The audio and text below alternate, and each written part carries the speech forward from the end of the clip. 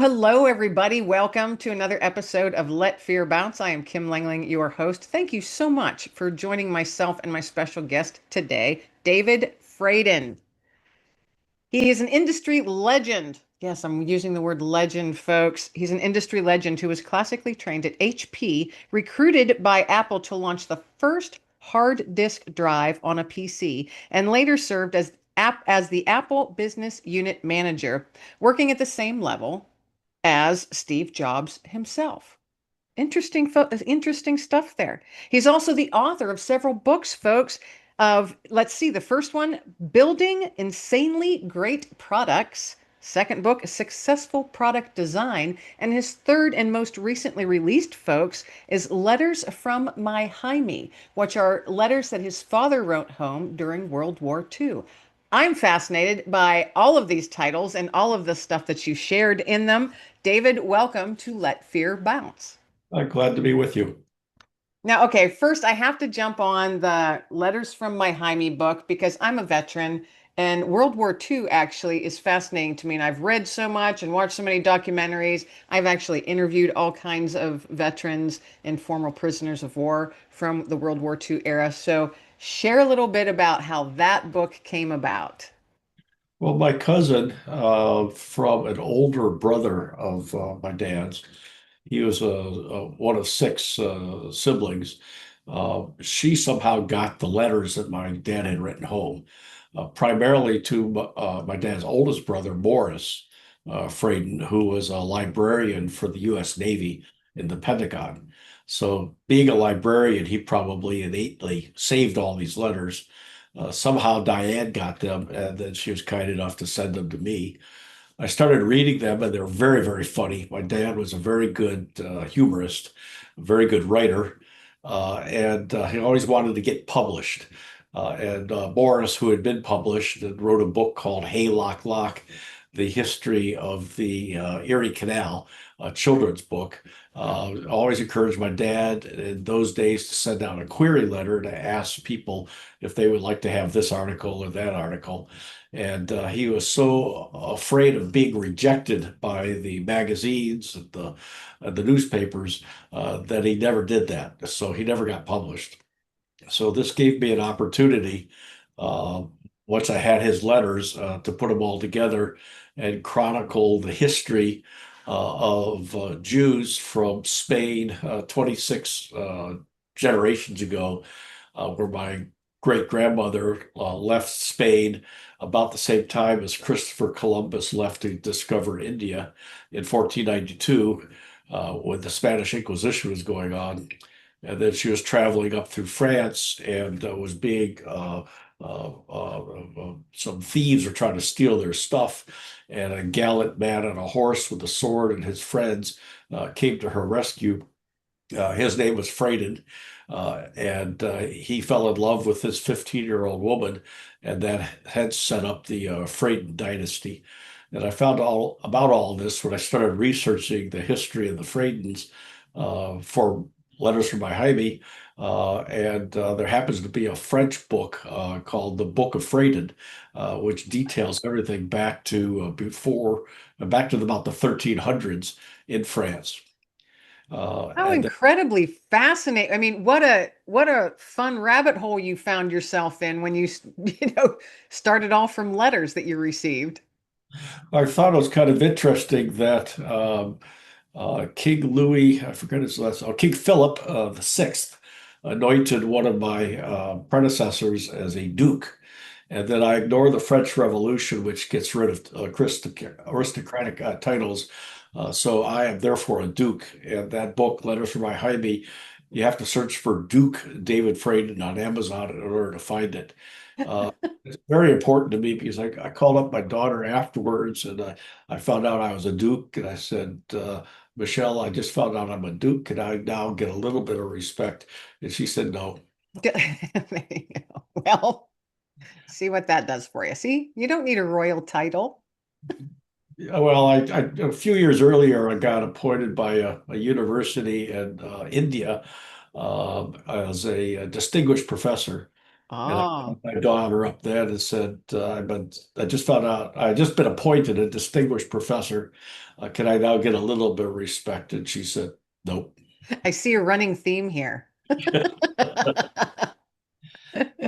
guess I didn't Awesome. spank her enough growing up.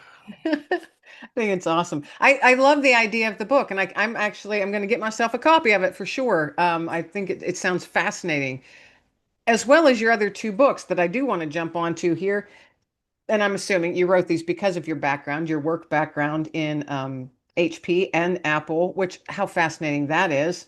And to be, I just, I got such a kick out of it when I first read your bio that you helped to launch the first hard disk drive on a PC. And I'm like, I was in high school when all that stuff was happening because I didn't grow up with of course, all of the technology that my daughter grew up, or your daughter for that matter, probably grew up with. But I found that so fascinating. I mean, how did you even get into that realm to begin with? Well, it went back to being supportive of science and technology when I was in college. I had started the flying club at the University of Michigan. And then in my sophomore year, my aerospace engineering professor, Wilbur Nelson, who wrote the book on propellers, was very prominent in aviation and aeronautical and space circles. He trained probably a half a dozen of the Apollo astronauts. He was on President Lyndon Johnson's Supersonic Transport Advisory Committee. And the SST was in trouble in Congress to get funding from the Department of Transportation. And he asked me if I'd be interested in starting a nationwide student organization in support of the American supersonic transport called FAST for Fly America's SST. Well, when the SST got shot down because of very strong anti-technology feeling in the country in the late 60s, early 70s, environmentalists were blaming technology for the environmental crisis, when in reality, technology is nothing more than the organization of knowledge for practical purposes. And it's how you decide to use it as to whether it's good or it's evil. And I felt that technology could be the solution to the environmental crisis that the world was about to face. So we changed the name to Federation of Americans Supporting Science and Technology. And by the time I was done with my sophomore year in college, I testified before the U.S. House of Representatives, the Aerospace and Aeronautics Committee, went to meetings at the White House and cocktail parties in my pink polyester suit and so forth. So and then of course I was in aerospace engineering at the time, and as a result of the layoffs from the Vietnam War and from the space program, there was about 150,000 aerospace engineers that are unemployed, and they could barely get jobs as taxi drivers in New York City. So I was in an engineering mechanics class, which I mistakenly took at 8 o'clock in the morning. And then for my second mistake, I sat in the front row. And for my third mistake, I kept falling asleep during the class. So I got a D in that class. And I was told that if I wanted to graduate, I'd have to go another whole semester. And I said, well, I'm just sick of college and sick of school. I've been at school now for 14 years or 12 years, something like that. And I just wanted to get out of there. And the National Academy, the National Science Institute offered a program to University of Michigan Engineering School, was the National Science Foundation, to do technically trained managers. It was a degree in interdisciplinary engineering. So I transferred over to that, took courses in political science, economics, and in politics and business administration, and in journalism, and pretty much became a technically trained manager, which is exactly what a product manager is today. So I took the company to Washington, D.C. to lobby Congress for the space shuttle, testified before Congress in favor of the space shuttle, and I was successful at that. It also lobbied Congress for project independence and specialized in alternative energy like solar, wind, geothermal, hydro, and so forth, and storage. And was not as successful with that. If I had been, we wouldn't have the problems we have today. And then I decided I couldn't be a student any longer, and I got recruited by Minnesota Power and Light to go to Minnesota and head up the Environmental Balance Association, where I pioneered the field of environmental balance through environmental mediation. And through all of those offices that I ran, I always had word processing.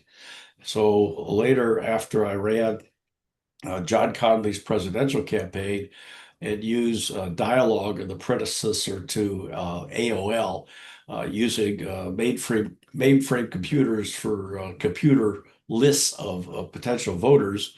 I went on to join the corporate PR department at Hewlett Packard, and the only department in 1980 at any company that knew how to type was the PR department because we were all journalists. So I introduced word processing to them, sort of as an internal product manager.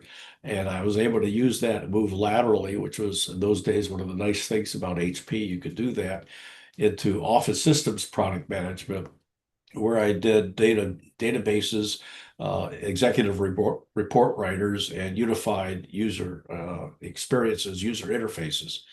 When I was there, Apple recruited me because I was a technically trained product manager, and HP was ground zero. They invented the field dating back to 1938, building upon Procter& and Gamble's idea of a brand manager.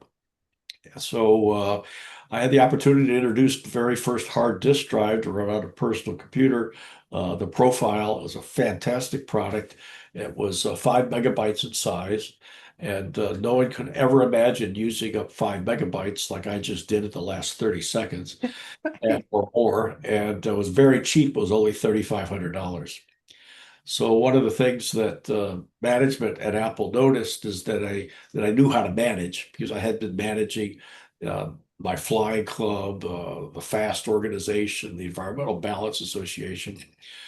So they asked me to take over as the group product manager for the Apple III, which was the follow-on to the Apple II, which was targeting the office and business market. But Steve Jobs had not yet introduced his Macintosh. And at that time, he thought that if he didn't get rid of what he perceived as his competition within the company, that his beloved Macintosh would not be successful. So he campaigned and persuaded the executive committee to cancel the Apple III product line about 3 weeks after I took over as the product manager, and had been guaranteed a runway of 18 months to make the product successful because it had been floundering at that time, having been the first product that Steve Jobs put out as a product manager.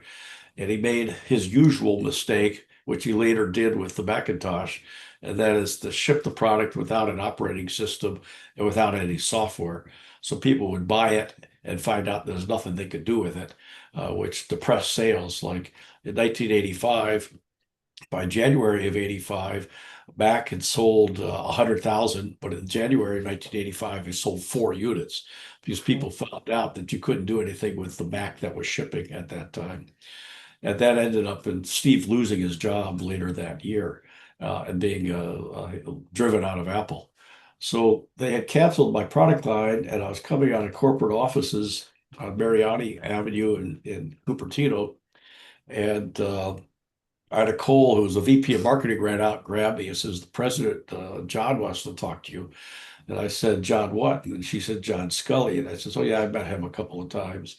So they ushered me into a little conference room just to the side of his office.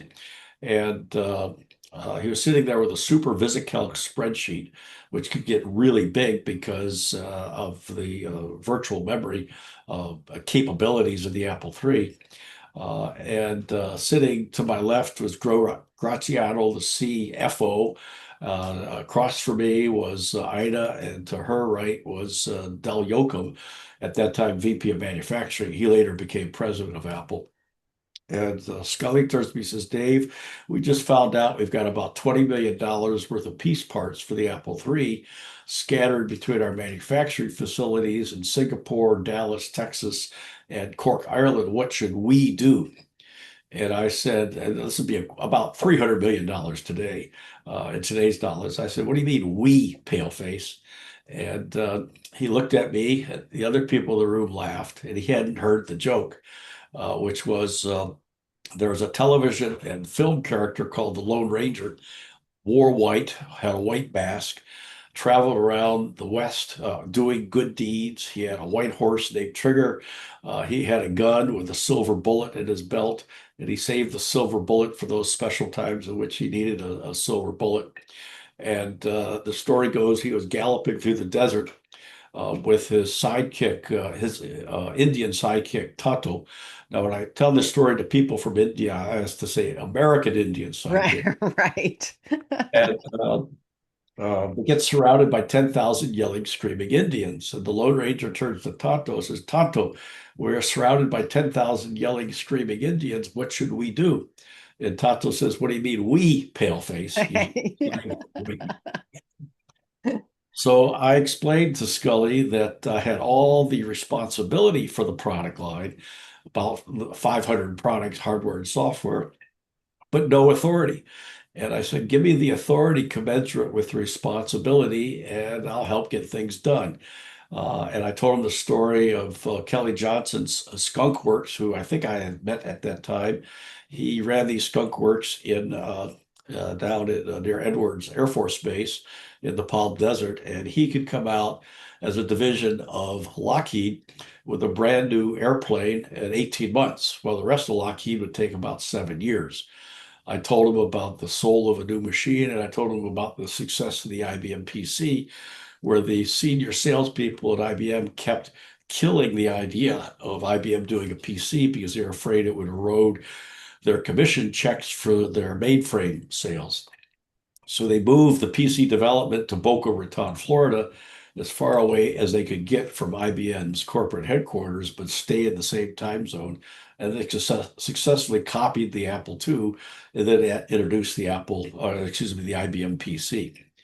So he was impressed with that suggestion. He says, make me a proposal.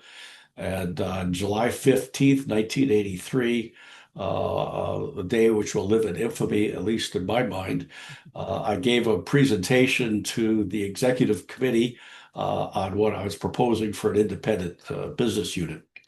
And I had gotten input for about an 80-page business plan from about 75 people in the company, and then a core group of us, about 7 to 12, wrote the final business plan. I presented it.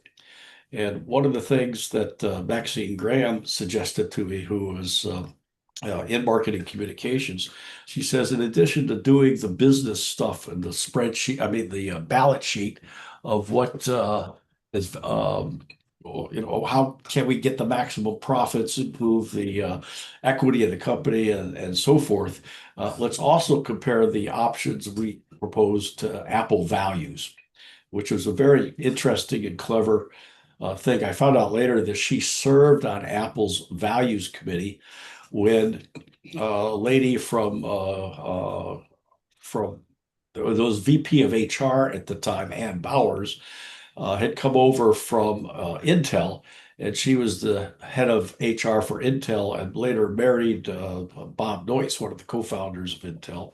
In Intel, I found in my work researching for building and sailing grade products, kind of copied some of the HP way, which was HP's values, which is one of the reasons that HP increased sales 20% a year every year for 20 years from its founding in 1938 until 1998 when Carly Farina came in and threw out the values. And the company's been spiraling into oblivion ever since. So I put together the options, shut the product line down. Another option was continue to sell and market the product line so long as people are buying it, which turns out to be the cash cow concept that the Boston Consulting Group talked about 5, 6 years later. So the key point in the meeting came up, recognizing the fact that the Apple values were empathy for our customers, achievement, positive social contribution, individual performance, team spirit, quality, excellence, and most importantly, good management. And Floyd Kwame asked me, he said, if you look at the options you've laid out, if you get a call from a dealer, yeah, we pick the option to let the product continue, or we pick the option to shut the product line down right now. What would you say to the dealer? I said, if you pick the option to let the market decide, then we'll continue to market and sell it. That's what I tell the dealer.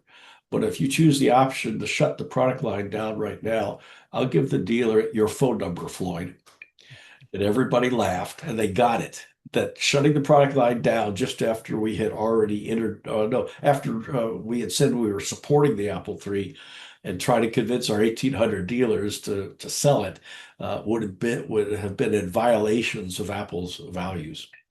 So a week or two later, I got a call, asked to take over the Apple III product line as the independent business unit manager. I said, I can't be a general manager. They said, no, you have to be a business unit manager or bum. And we went out and sold 25,000 Apple IIIs, generated enough profit to keep 1,000 to 1,500 Apple employees employed, and enough money to help fund the further development of the Macintosh so that Steve could introduce his Mac. Wow, what a journey. What a Yeah, journey. But, and I'm very tired. interesting. All the people that you've gotten to meet and the things that you've been able to do from, the work that you've done over the years. That's fascinating stuff. And I'm sure it's a lot that the listeners have probably never I had not heard about a lot of what you had talked about. And it's just nice those little nuggets you were tossing in there about, background stuff that we typically wouldn't hear about or know about. So that was interesting stuff. So you wrote the building insanely great products and then successful product design. Did you over the years, was it in the back of your mind that you wanted to write books about this, about the realm that you found yourself in, or did something happen that you're like, you know what, I want to get a book out there about this? Well, as a consultant, and in order to enhance my brand and credibility, uh, people were saying back in the 2000s, 2010s, that the way you do that is to write a book. Mm. And I had developed a presentation that I made to product camps around the world, which I titled Building and Selling Great Products. And I thought, well, why don't I just expand on this presentation and turn it into a book? And it's almost 200 pages long. And it covers the 5 keys to product success, which I identified through my work, not only in terms of consulting, but also training and helping that company I was with at that time rewrite their training for product management. And thus, I released the book in 2016. So how long have you been in the consulting business? I've been consulting on and off since about 1990. Oh, Uh, okay. so I had some periods in which I would leave that and go into product management at a company, and then go back to the consulting and training. And I've trained about half of all the product managers at Cisco worldwide over the last 15 years. They've been my number one client. Oh, okay. Oh, that's so interesting. So interesting. So what do you have another book that you're working on or is sitting on the back burner just waiting to be given to the world? Yeah, I'm going to do my last book. It's going to be called Trippin, Trippin. And it's going to have an image of me on the cover where my tennis shoes, shoelaces are tied to each other, suggesting tripping and falling down. And I'll get the cover done just as soon as I find an AI program good enough to do what I have in my mind. And the subtitle of the book is Life's Little Laughs, an Unauthorized Autobiography. Oh, okay. That sounds like another fun book then. Leaning towards the fun side, not the technical and selling side. Now, like one of the stories I'll repeat in there, which happens to be in Letters from My Jaime, is that when I was about 3 or 4 years old, my family took me out to dinner, and I was sitting in my high chair at the end of the table, and I had these red blotches on my face. And the waitress came up to my dad and said, "Oh, poor baby, does he measles, smallpox? What's the problem here? Is he just getting over it?" My dad said, "No, he's just learning how to eat with a fork."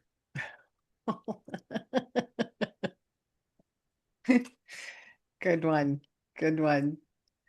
So this book will be this your upcoming book. Do you have an idea of when that might be out into the world, or it's just a work in progress right now? I've got probably about 90% of it written, but I have other important things I have to get done first, like clear out my garage and sell all the stuff I could on Amazon. Uh, I still have to do my 2024 taxes. Uh, I've I've caught up with my garden, and once all that's done, then I'll get back to the book. I can completely understand that because I have an attic that desperately needs cleaned out because at some point in my future, sooner rather than later, I want to downsize. I don't need the house that I live in. Everybody's out and off on their own. So I sit there and think, I just poked my head up in the attic today and looked around and went, it's too hot up here and shut the door. No, someplace I was reading about how to declutter is if you look at something and it got covered with poop, would you clean it off and keep it? If you would not bother to clean it off, then it's time to get rid of it. Yeah, what a good analogy. That's not one that I ever would have came up with, but it's a good analogy. The way I look at it is I'm like, okay, all of this stuff in this attic I have literally not looked at or used in years. That means I don't need it. Exactly. I don't know if you remember the comedian George Carlin. You are the second person today to bring his name up, so that must be telling me I need to watch some old George Carlin stuff on TV tonight. He is hilarious and very smart. Yeah, he did a piece on stuff. We, Yes, everybody has their stuff. yeah, I love he said, we don't own stuff. The stuff owns us. Yes. Yes. Him and his stuff, and then the list of swear words. Yeah, things you cannot say on TV. He is so funny. He was so funny. And every once in a while between him and Johnny Carson, those two men could just make me laugh so hard that I would have tears coming down, Yeah, it's so funny. You're the second person to mention him today.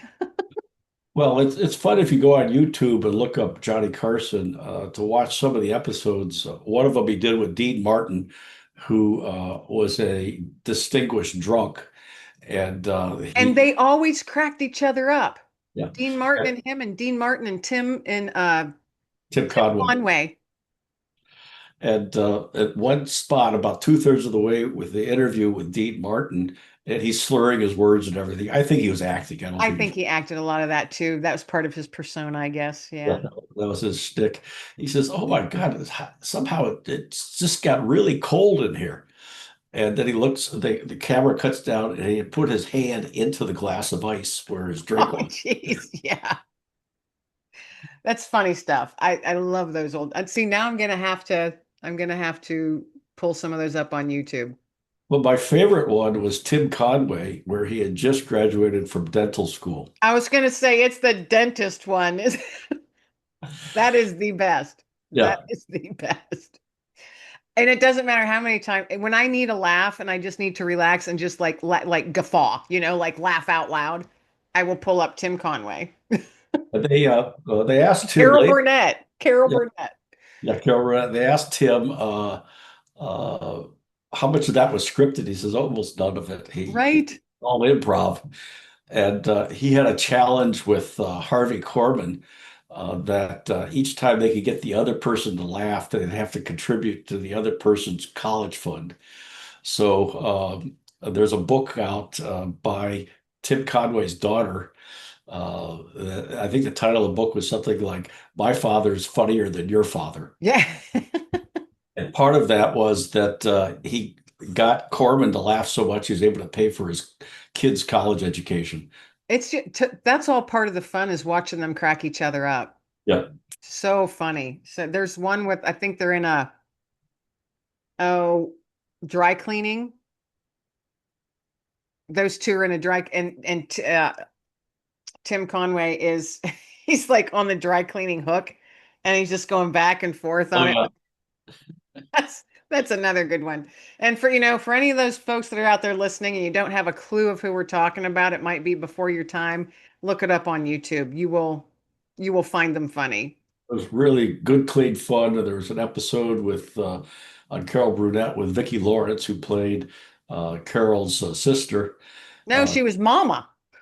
yeah, then she later played Mama. Yeah. Dick Van Dyke was on there. He was sitting on the end of the couch, and at the other end of the couch was Tim Conway. Yes, it's the elephant Yeah, stuck together by their elephant had Siamese two. elephant. So, yeah, and he goes on and on and on and on. And finally, Vicky says, "Can somebody shut that up?" I know. I And know. And then they fell off the sides of the couch on the floor laughing so hard. Dick Van Dyke and Tim. Well, they all did. They couldn't even control it anymore. That is one of my favorite skits as well. That's another one I go to when you just need a really good laugh. Yes, indeed. I love it. I love it. Well, hey, time has flown. Time has flown, sir. So what I would like right now is for you to share where folks can find you, find your good stuff, find your books, all of that. Well, you can see my name if you just Google that. You could go to my website, spicecatalyst.com or davidfradin.com. Or if you just want to skip all that and buy the books, you can go to Amazon and search for my name as an author, and all of my books will show up. The building, a successful product design and management toolkit is a little 796-page pamphlet, which is now being used in executive education courses at lovely university in India and at I forget if it IICM or something like that, Lacklow, which is a preeminent business school in India that's up there at the same level as Harvard. And about 1,000 executives have gone through that course Awesome. based upon that book. Awesome. What a cool little legacy that you're building yourself there. Yeah, pretty Yeah. cool. Pretty Yep. cool. Now, I ask all of my guests before we round out the show is to please toss out a nugget of hope. So, what would your nugget of hope be for the listeners? I think the fact that the cost of producing energy from wind, solar, geothermal, and hydro is now significantly less than the cost of generating electricity from fossil fuels.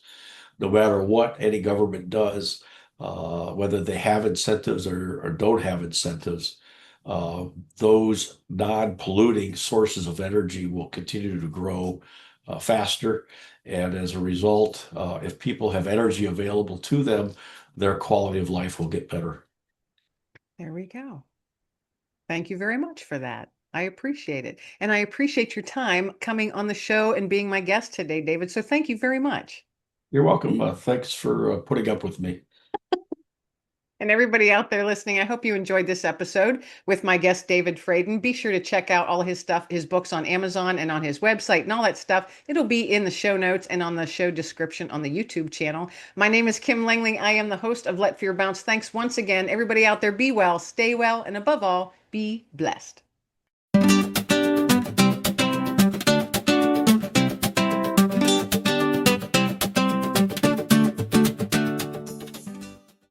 Thanks for tuning in to another episode of Let Fear Bounce. New episodes drop each week, folks, on YouTube and Spotify and most listening platforms. So don't forget to like, subscribe, and do all the things. So until next time, folks, take a deep breath, be kind to yourself, and as always, let fear bounce.